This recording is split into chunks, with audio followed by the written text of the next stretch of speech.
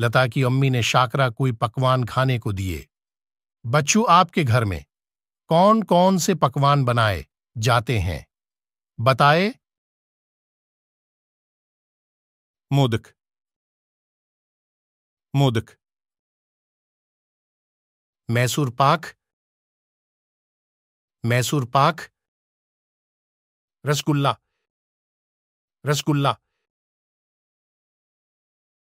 बर्फी। बर्फी। गुलाब जामुन। गुलाब जामुन। काजू कतली। काजू कतली। सोन पापड़ी। सोन पापड़ी। लड्डू। लड्डू। जलेबी। जलेबी। टीडा। टीडा। गाजर का हलवा।